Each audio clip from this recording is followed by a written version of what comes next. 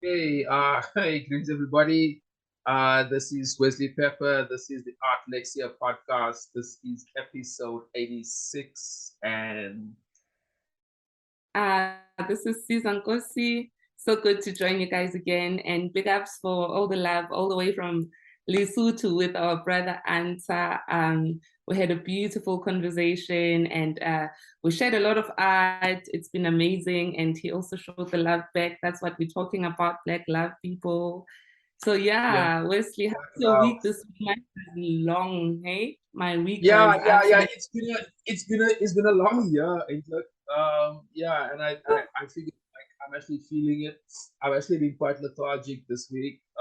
But there's reasons for that. A lot of X, Y, Z. But we'll get to that. We actually maybe record an episode of that in the not distant future. There's also a lot of cool things coming up. Susan and myself also doing a cool gig in Eswatini coming up really soon. It's gonna be really dope because we're gonna do some really cool streaming and a lot of cool shit from there.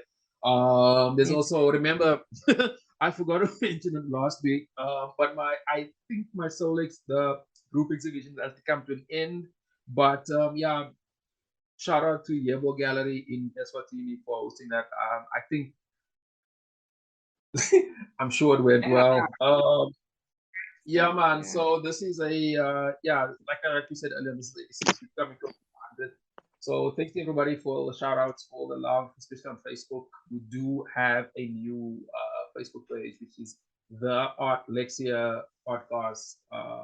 Yeah, I only started recently, and there's reasons for that. I'm trying to see something, and there is a few likes. Everybody that's liking it, thank you. And we also have a new email address, which is also interesting, which is theartlexia.podcast@gmail.com. So it is up for if there's anything you need to know, etc., etc. Yeah, that's that, man. It's actually we recorded this episode on the 18th of what's it, August. It's been a good of a August. year, people.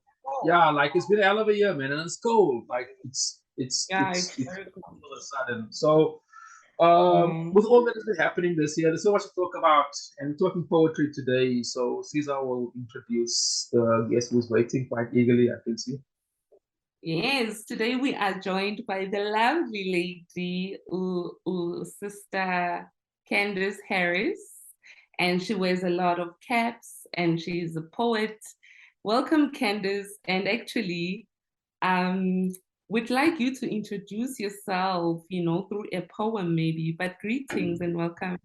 Welcome to the Alexia. Hi, hello. Thank you so much for having me. I look forward to tonight's show. You guys are so warm and welcoming. I can feel the vibe already. I'm liking where this is going. So, yeah, I'm Candice, as you just mentioned. And let me just like jump right into it, I guess, with my first piece. Yeah. Mhm. Tightrope walking the razor edge of reason. Colors blinding her will to see, scarring thought with paint splatters. I saw her, bent backward in femininity, constructs of self cascading off mirages of other, bruises tainting perfect bliss. I served her once, hunched over her dirty work, a corpse in the wasteland of servitude, a silhouette hacking dimension into time, pledging love with socks and a stained groin. From an angle, it seemed layered dreams awaited to be assembled, blood weaving tapestries of hope below vision's reach. Dark cities jaggedly calculate her fate. Glued to highs that tint gray skies, she personifies neon lights as crucifixes slumber till better days. I am sheep, she whispers in pink indifference, echoing between silent billboards and blank brick walls. Piercing abyss, she wept, Jesus, puzzled by pieces that do not fit, bleeding femininity served on a platter with afternoon tea, a slave to doll-faced dreams, sullen nipples bitter with she. Glassy-eyed with innocence lost, engraving life into plastic limbs, surfaces etched in form. Martyrs dawn as uniformity textures landscapes with death, worshipping vacancies where rumors were spread. Dirty dishes and breasts, dirty dishes and breasts. Yeah, thanks Sure. for that.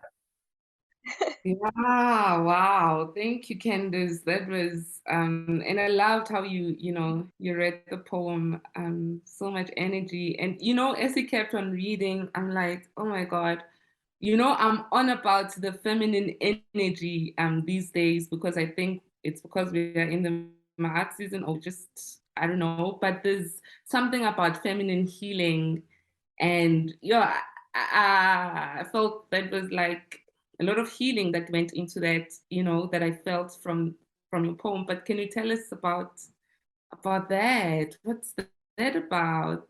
Thank And you. I mean, Thank there's you. a lot going on about women as well, around women. Like there's something about the feminine energy at this point for It's me. also very visual. I picked up Mm. like really strong like images. So just give us like a breakdown, man. Yeah, I like thank you that you're receiving the poem so warmly. The significance of the poem has actually evolved from the time that I've written it to what it means to me now. And I think that's the beauty of poetry, right? Is that it doesn't ever stand still. I mean, the words are the same, but like the interpretation and the relevance and the context, like it's always changing, it's always morphing, right? So when I wrote the piece, it was very much, feminist kind of philosophy, fist in the air, like burn bras type situation, right? Which was very tied to genitals, like, okay, guys, I'm a woman, I have this piece of anatomy, and this is my narrative, right? But now, when I read this piece, it's not kind of, but it's like more expressive of feminine energy, right? So, feminine energy and our divine feminine and masculine energy and our divine masculine is something that we all have just as humans, right? Outside of what our sex is, outside of what our gender is, outside of what we identify as, like you get your alphabet crew that is just like everywhere these days, right?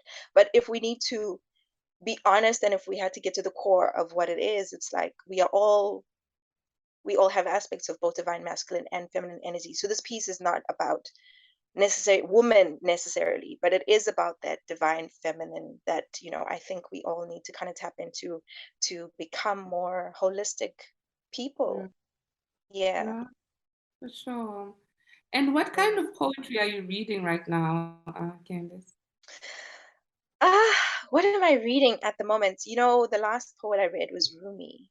So he's on that kind of esoteric God worship, but in a very real, tangible, sensual. He makes like God sensual. There's like, he doesn't divide. Like God isn't sitting somewhere on a throne and then there's us people that are like minions and beneath divinity. So I enjoy that narrative, how he's able to weave what's holy with what's mundane and kind of blur the lines between those. Mm. Oh man, because yeah, Wes, but because I also was wondering if you also do that with your poetry, like is spirituality a big part of your Yeah, of your I also picked up. I was poetry? no, I was Yeah. like, I was trying to get into that, but no, but like yeah, man, yeah. So Oh, so the question is spirituality, is it a big influence in my writing? Mm. basically like I picked up a lot of spirituality and symbolism in there for sure. You also mentioned something interesting about how our spirituality or our in my case male energy you sort of speak on of that. So yeah, just like a comment. Um, yeah, man, just like a comment on that because it comes Yeah, through. yeah, it's difficult to answer that question because I've never really thought about it in that way. But now that I'm being, that question is being posed, I'm kind of having to come to an answer. Whereas spirituality it's kind of my life. I kind of live my life from spirit outwards. So it's kind of like my core, it's my foundation, and everything that I am, do, aspire to, seek to give or receive comes from that spiritual perspective, right? So asking if it's like an inspiration to my work kind of makes me think of it as an external inspiration, whereas it's just kind of the way I live, right? So I guess to answer your question, I should say yes. I guess that's Yeah. the right answer to the question, is to say yes. But it's more just a way of being that just finds expression in my creativity. Yeah, man, that's actually quite interesting. Sorry, Siza. That's actually quite interesting. So this podcast was started in 2020 during the hard lockdown, and one thing I've noticed really clearly about artists is about their general outlook on the world, and sort of how they, because artists interpret how they view the world. Spirituality has taken it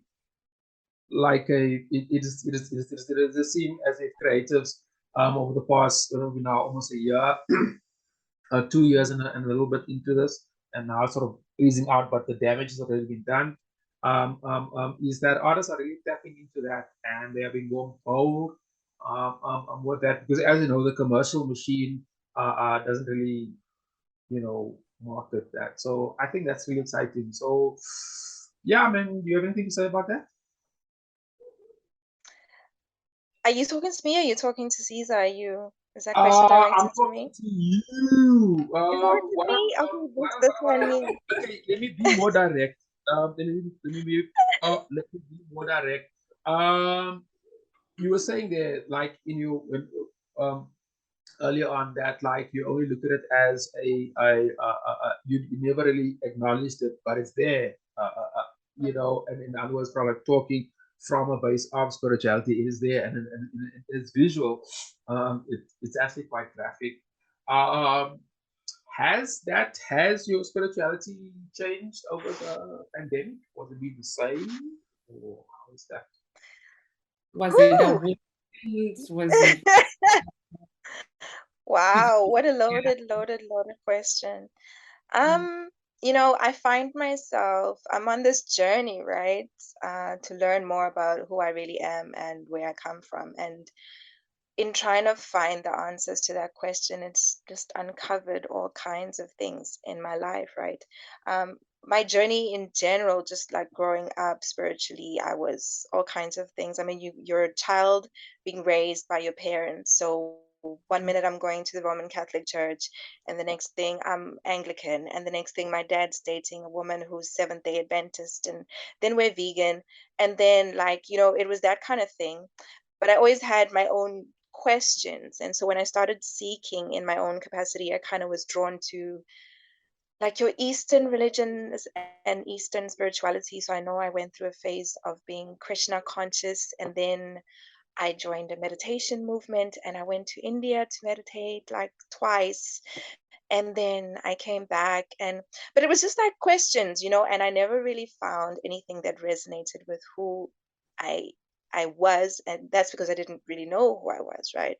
Um, but now that I'm learning more about my particular ancestry and my own lineage, I'm finding things that resonate with who I am.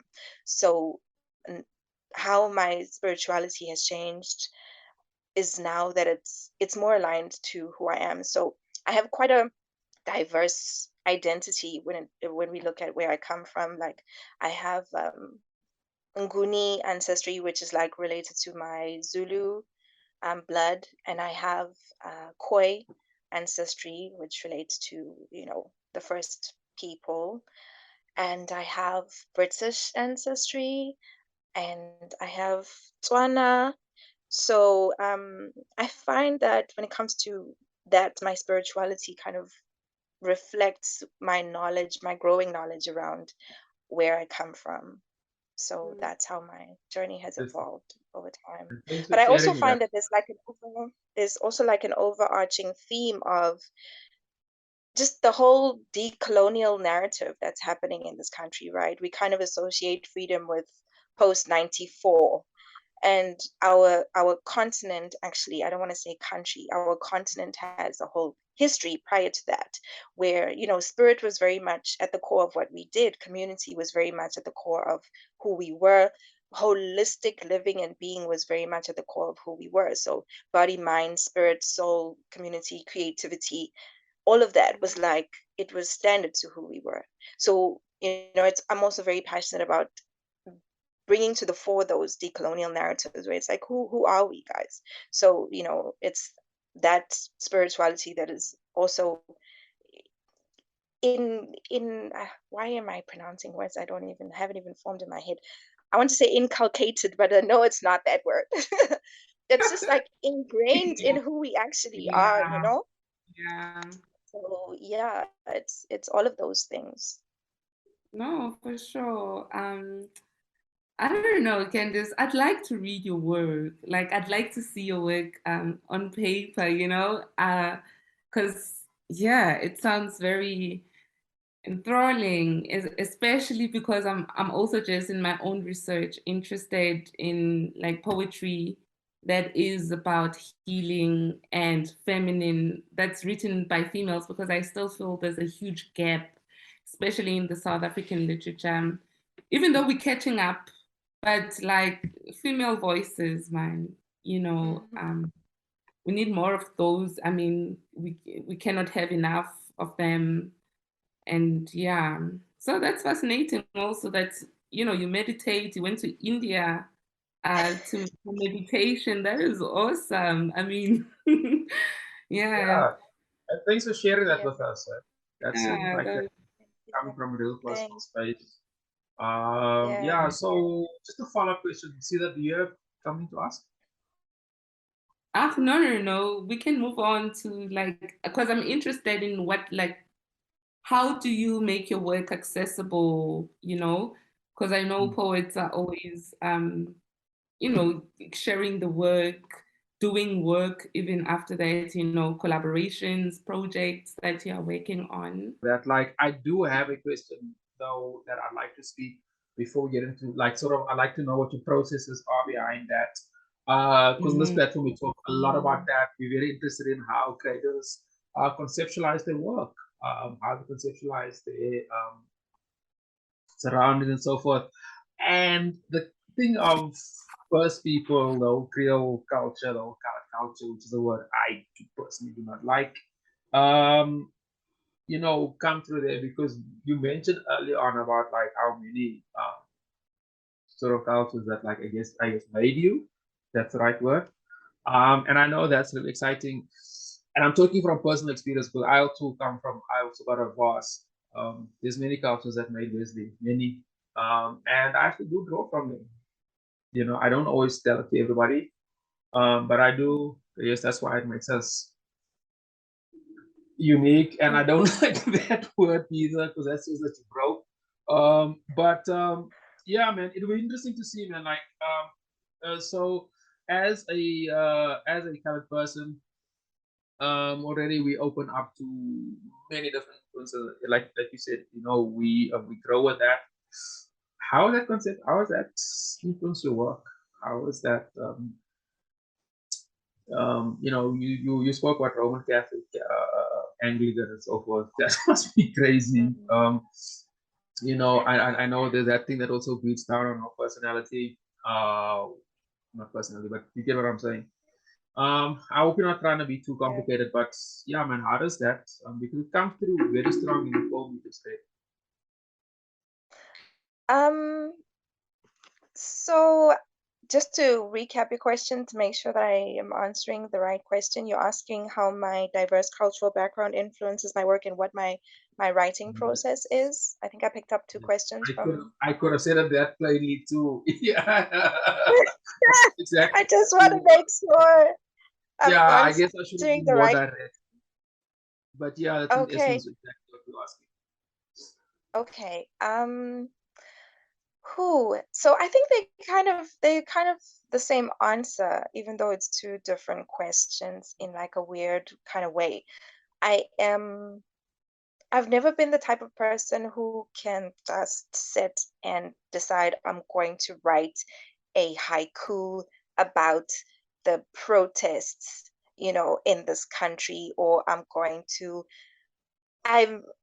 guys, I don't know what, there has to be a word for people like me or artists like me.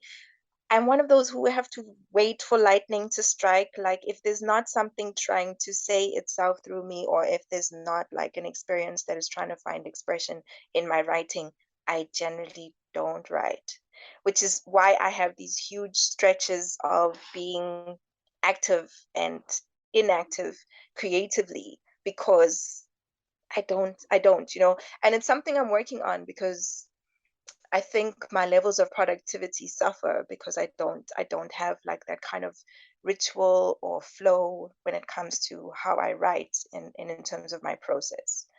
Um, when I do write, it's a matter of trying to be as still as possible and trying to be as empty as possible, and just making sure I have an instrument near me, whether that's pen or paper or a laptop or my phone, and I'm just like taking down whatever is happening.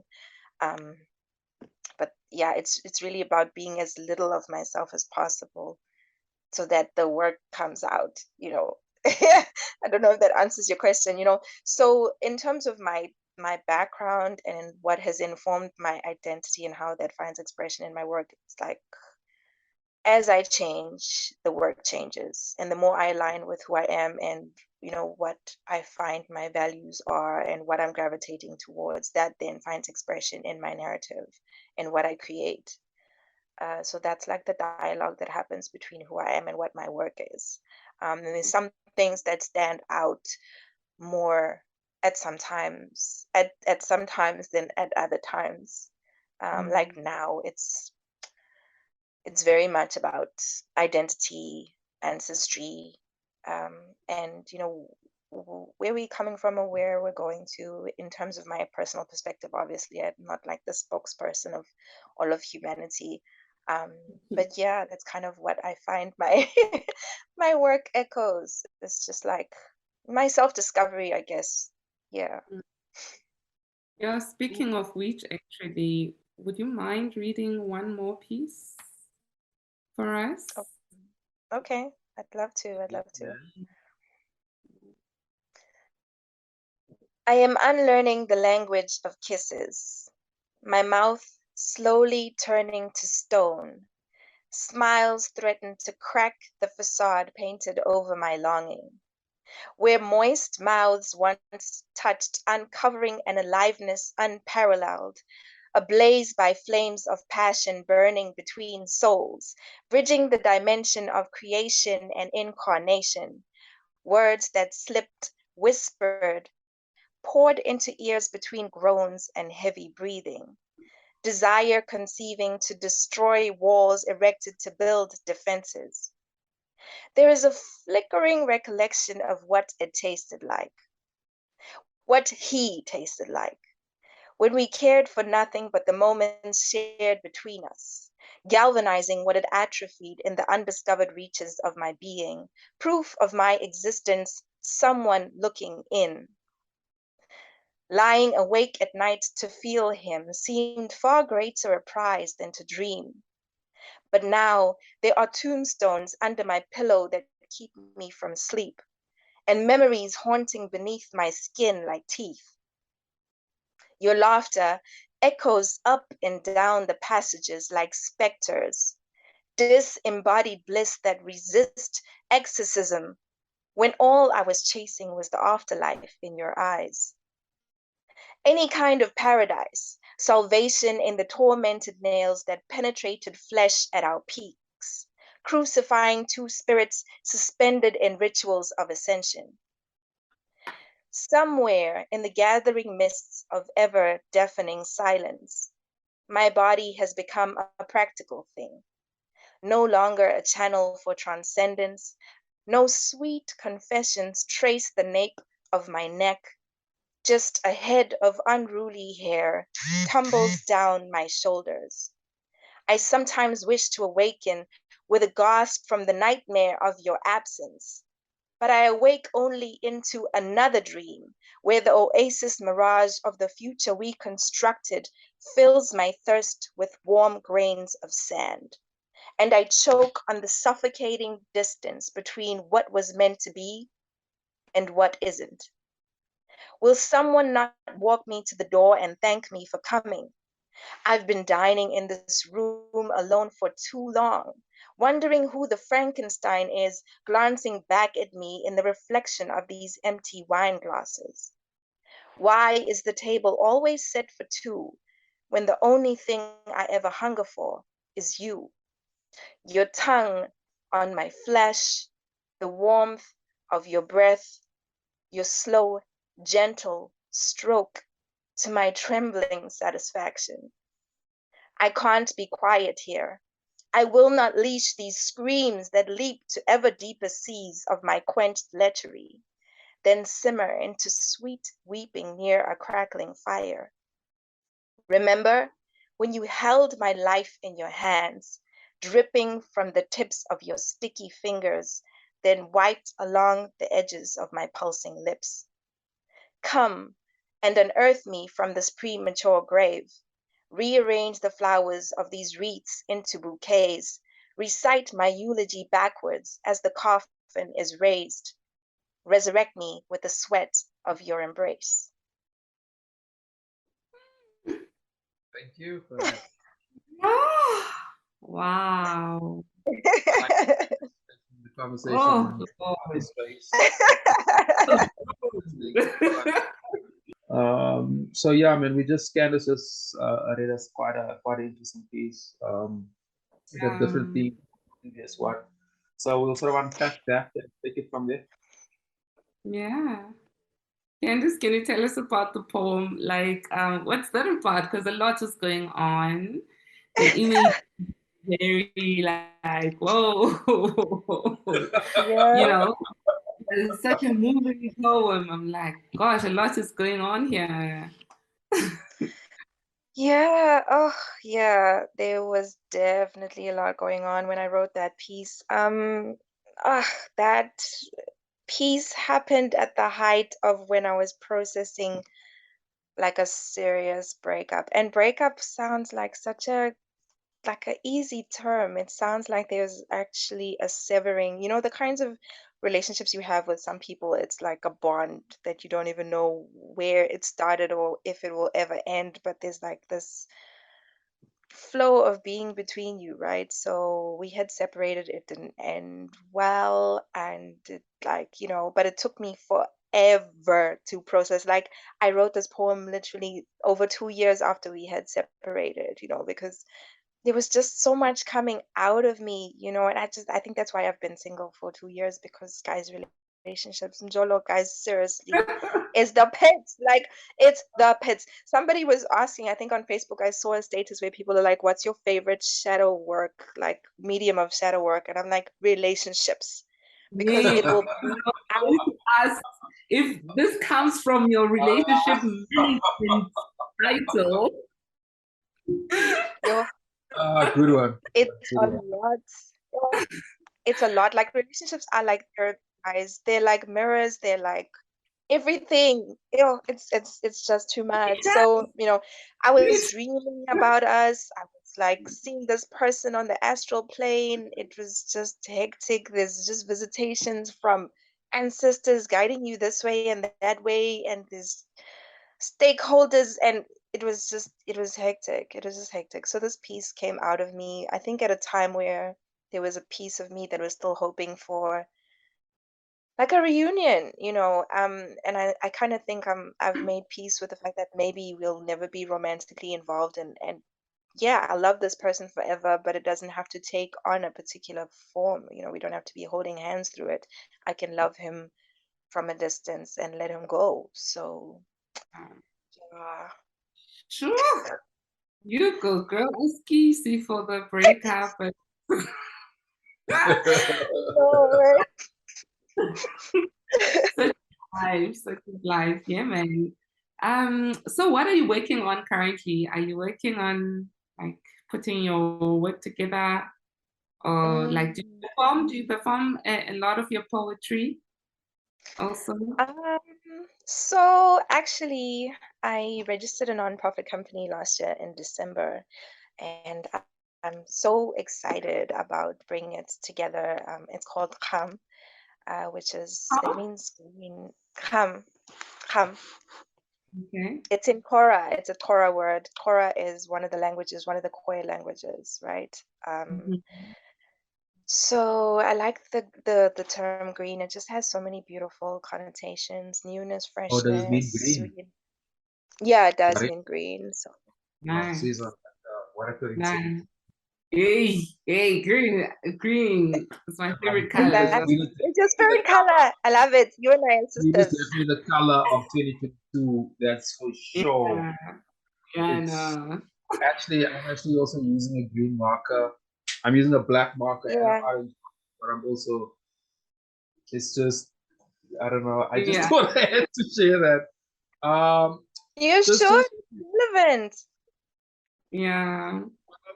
I just picked up something also about you. You work very visual. You sort of very graphic, very emotional metaphors. Does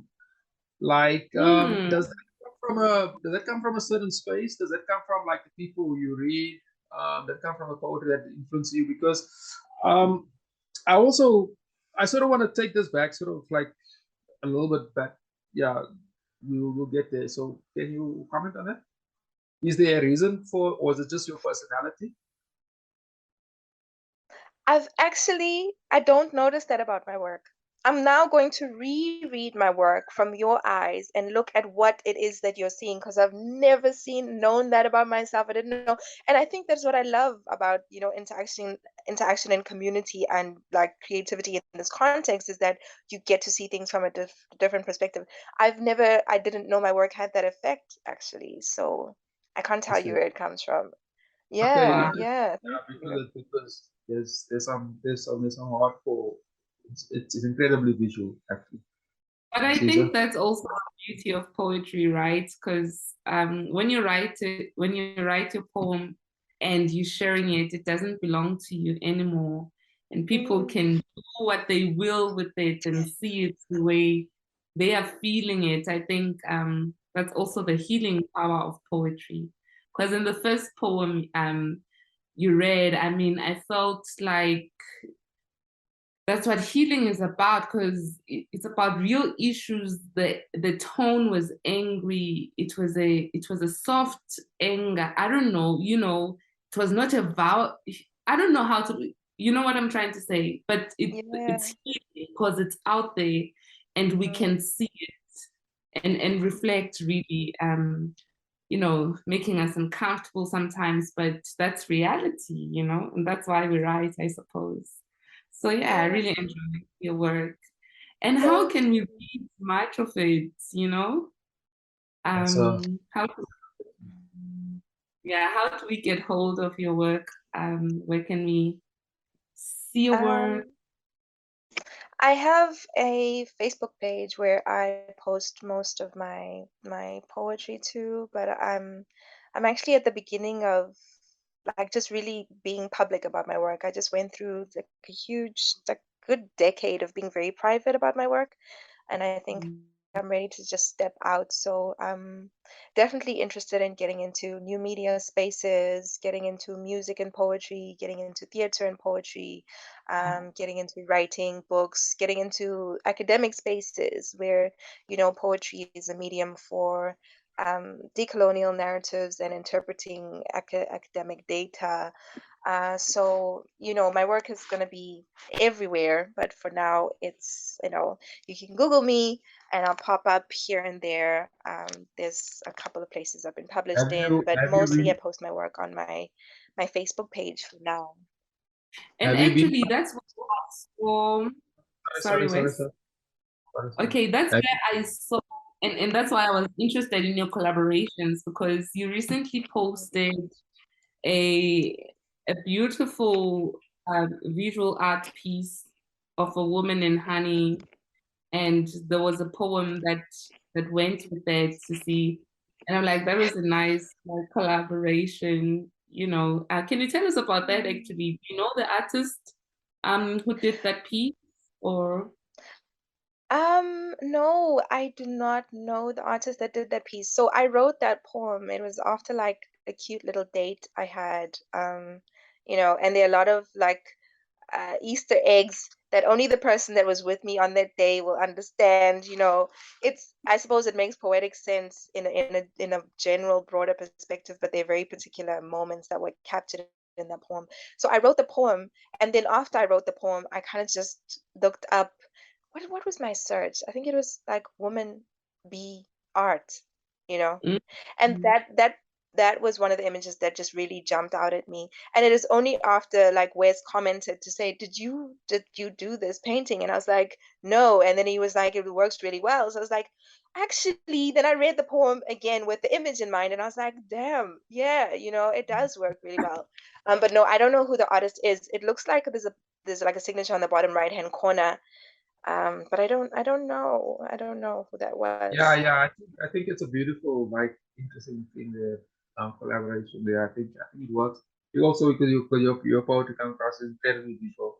Um, yeah, I think it opens it up to a whole bunch of things, and we're living in an interesting world now where artists can utilize this digital space as we're doing right now, uh, and monetize it actually, which is something we're definitely working hard at that. And on that point, remember, guys, to listen to this, please like, subscribe, and comment to this channel. If you find it on YouTube, Spotify, Google Podcasts, all the other major platforms, which is the Art Lexcia podcast. I was going to ask earlier on, Candice, have you been published before? As in a book, as in an anthology of poems. Poem or book, it doesn't matter. Oh yeah, no, my poetry, I've been published internationally. I've been published in Nigeria, in India, in like a lot of online publications as well. Yeah, I am published. I want to work on my book though. My Can you book give our has been listeners, can chilling. you direct our listeners, maybe our listeners want to know where, maybe they don't know how do they get Yeah, hold of it. yeah, Well, that's yeah, like if you Google Indigen Corfeo, a lot of my work will pop up. You know, some of it was published obviously hard copy, but there seems to be a lot of electronic versions of that hard copy that's online. There was in the coinage book one, there's obviously Poetry Potion. yeah, There was some Nigerian publication, I don't remember. That was quite a few years ago. But the content is still on my Facebook page. mm, There was the Mail and Guardian. There's, yeah, kind of quite a few. The Odd Mag, yeah, the yeah. Thinker. But most Mm, of it is online. Most of it is online. Yeah, that's what it okay. exists No, these days. welcome Mhm. back. Welcome back, girl. And we look forward to, hearing more of your poetry and your exciting collaborations. And yeah, man, thank you so much Thank for you. spending time with us today. This has been awesome. And Yeah. ask one more time if you have one last Yes. poem for us. Yes, we like celebrating ourselves in this in this podcast. So We do. We like celebrating ourselves. Yes, we don't celebrate Yeah. ourselves. Yes, Artists, we we take should. ourselves too We should, serious. guys. We should. As artists, We take yeah. should. No, ourselves. it's been lovely. It's been lovely chatting. Thank you so much for having me. You know, you guys, I feel like this is family. You know, and as much as this technological advances of having us be in the same space, even though we're in completely different locations, you know, this makes me feel all warm and fuzzy, like we're all around a fire somewhere. So nice. I like the vibe that you guys are cooking up. It's really awesome. No, Thank you. thank you. Yeah. Wes, do you have one Yeah, more man. poem? Yeah. Sorry, man. You just mentioned something which is really dope. I will actually use it in the future. I'll share it with Siza afterwards. Um, do you have one more poem to read to us, and we'll sort of talk about that and kind of wrap it up? There is a mournful wailing haunting the night air of this national cemetery, where manicured lawns have been planted over the bloodshed no one dares to speak of, tarred roads that have been constructed over the grave sites of our ancestors. And the unrest shows in the elusive peace we are always striving to achieve. There are spirits that rain upon us with lightning, reminding us of every death on this land considered too insignificant a life to be counted. Savages unworthy of living on their God's green earth, exterminated, relegated to anthropologist logs documenting us as greasy, lazy, unkempt, unholy. You shot our people in the head at close range. But what you didn't know was that every life taken on this soil awakened an army of spirits here to defend and demand what's theirs. We're rising like waves from the water you tried to drown us in. We're multiplying like the grains of sand you took from beneath our feet and called your own. We will not breathe our last breath here in these untold stories.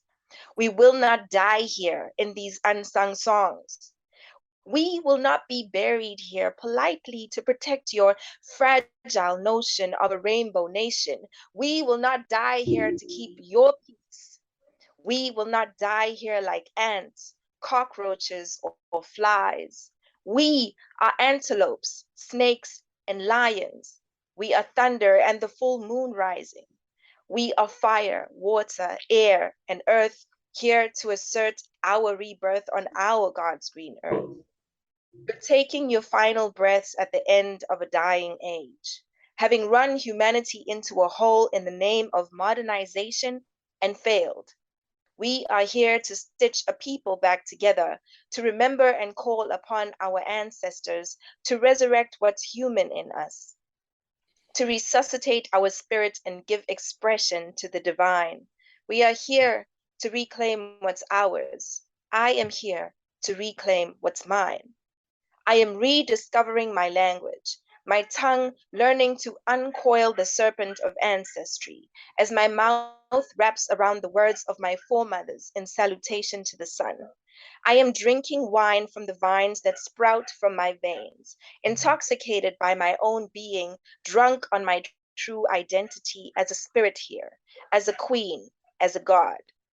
I breathe underwater now, having reintroduced myself to the seas and the rivers. I swim with mermaid magic rippling off my tail as I reawaken the fairy tale in this living wave after wave. My hips spark flames when my body sways around the fire, chanting anthems to the full moon. The mystery of creation. I am the woman who makes God swoon, the seductress of incarnation conjuring life in my womb. I am shielded by the flesh of millions. I wear my mother's skin in blizzards. I am she who is fetishized, exhibitionized, demonized, then crucified, here to rise again and ascend into the glory of my divine feminine.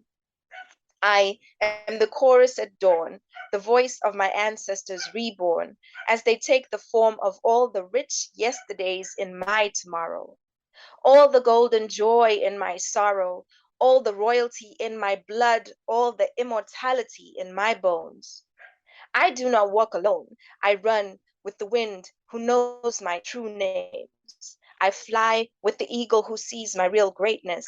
I slither with the snakes who remind me to stay potently grounded. I flourish like the glory with which I was fearfully made. Wow. Candice, thanks for Wow. that, man. Just for the listeners, Thank like, you see, it's got real dark on my side. Thank you, ANC. That's the ANC's fault. Oh, Yeah, it's pretty dark here, which sucks. It But sucks that because was I a really knew what you had beautiful to say. way. Yeah. No, as I was saying, this was a beautiful way, like, of wrapping up the session. This has been amazing. And thank you for generously, sharing your craft, with your light in everything you do and aspire, to achieve or want to achieve. thank you. Yeah. Thanks, man. And guys, Thanks remember to subscribe, like, comment, and let's engage the poet. It's Candice Harris on Facebook, right? Candice? It's Candice Samantha Harris on Facebook, and it's facebook.com/Jean Spelling, I think, for my poetry page. Okay. Yeah, no, we'll so just add that on the description. But yeah, thanks guys for joining us. We'll see you next week. Yeah. Thanks everybody. Yeah, sorry about the load shedding. It sucks. That just means that we There's wrap up. okay. So, yeah, but it Yeah. sucks, man. It really sucks, bro. Especially if you record it. Like, it sucks. Welcome Candice, to thanks. No, yeah. it was really cool to sort of like unpack the poem. It was also say some interesting things there. Yeah, man. As I said, we'll publish this in a few 2 weeks time. And yeah, thanks for coming through. It's Wesley Pepper on all the social media platforms. And remember, it's just the Facebook page again, man. It is the Art Lexcia Facebook page. Yeah, so please like that, and don't forget to like and subscribe. YouTube channel too. We're trying to build yeah. Anyway, let me rather keep. Siza, you can wrap it up and yeah, so no, thanks. cheers, everybody. Thanks, Samantha. Candice, one love. Yeah, Thank you. WhatsApp and all these other platforms when the episode goes live. And yeah, man, take care and keep writing. Please keep writing. And yeah, man, let us know if there's anything else you want to share. This is the platform for that. Yeah, man, one love and thanks. Cheers. Cool. Thank you. Bye.